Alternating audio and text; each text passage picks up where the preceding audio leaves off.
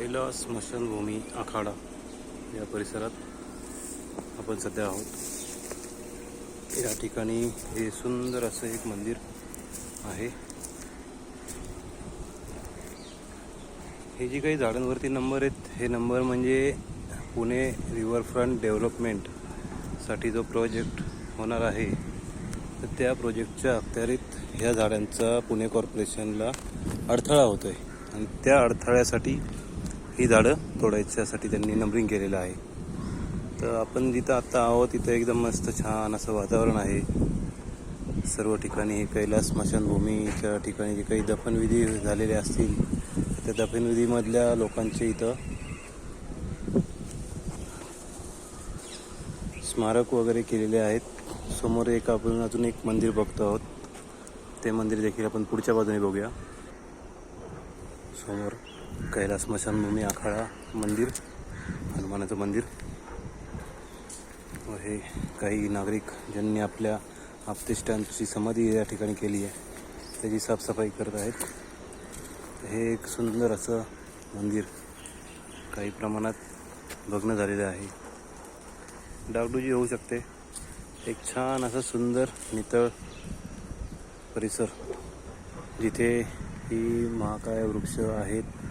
ह्या वृक्षांचा अडथळा पुणे महानगरपालिका व केंद्र शासनातर्फे जे रिव्हरफ्रंट डेव्हलपमेंट पुणे नदी सुधार प्रकल्प किंवा पुणे नदीकाठ सुशोभीकरण प्रकल्प जो राबवला जाणार आहे, या प्रकल्पाला या सर्व झाडांचा, या समाधींचा अडथळा होणार आहे. त्यासाठी या सर्व झाडांवरती आता नंबरिंग केलेलं आहे. तर थोड्या वेळाने आपण पुढे जाऊन बघूया की कशा प्रकारे नदी सुधार प्रकल्पाच्या मध्ये प्रोग्रेस चालू आहे. पण ही जी काय आपण बघतो ही नैसर्गिकरित्या वाढलेली झाडं आहेत. यांना कोणत्याही प्रकारची देखभाल घेण्याची आता जरुरी राहिली नाही आहे. त्यामुळे ही झाडं स्वतः आता चांगल्या प्रकारे जगू शकतील अशा अवस्थेत आहेत. आता आपण थोडं पुढे जाऊन नदीकाठ सुधार प्रकल्प जो चालू आहे, रिव्हरफ्रंट डेव्हलपमेंट प्रोजेक्ट, तो देखील बघूया. त्या प्रोजेक्टमध्ये आणि ह्या प्रोजेक्टमध्ये किंवा ह्या जागेमध्ये आणि त्या जागेमध्ये काय फरक आहे हे आपण लगेच समजून घेऊ शकता की नैसर्गिक नदीकाठ व कृत्रिम नदीकाठ ह्याच्यामध्ये काय फरक असतो. 9317 नंबर लावलेलं हे झाड जे आहे हे करंजाचं झाड आहे. नदीकाठी जास्तीत जास्त प्रमाणात करंजाची झाडं असतात. हे भरपूर भलं मोठं झालेलं करंजाचं झाड.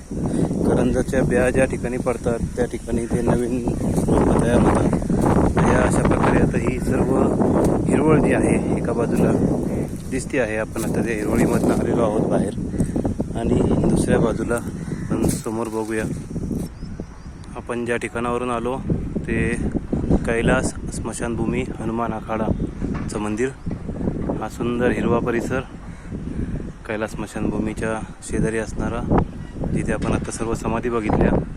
आणि आपण आता या बाजूला बघूया जिथं हे संगमवाडी जो पार्किंग सगळा आहे ट्रॅव्हल्सचा, तर त्या ठिकाणी चालू असलेला नदीकाठ सुधार प्रकल्प. तर त्या ठिकाणी देखील अशीच काही झाडं होती. ती झाडं कापून आता हा नदीकाठ बनवला जातो आहे. ज्या ठिकाणी भरपूर असं कॉन्क्रीट ओतून चौपाटीसारखी व्यवस्था केली जाते. कृत्रिमरित्या स्लोप तयार करून दगडं टाकून त्या ठिकाणी गवत लावलं जाणार आहे.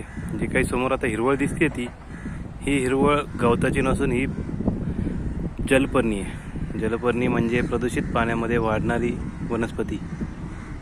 हे जे काही आपण दगडं बघतोय, हे कॉन्क्रीट केलेलं बघतोय, तर हे नैसर्गिकरित्या केलेलं आहे. हे अशा प्रकारचे घाट तयार करण्यासाठी पुणे महानगरपालिकेने स्वतःच्या खिशातले 5,000 कोटी रुपये खर्च करण्याची तयारी दाखवली आहे.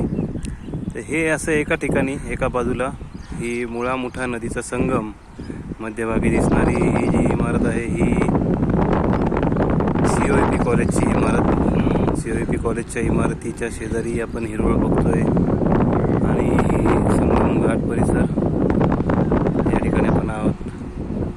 हा मेट्रोचा पूल, वनाज रामवाडी मेट्रोचा पूल, त्याच्याखाली जुना संगम पूल व हा संगम घाट परिसर.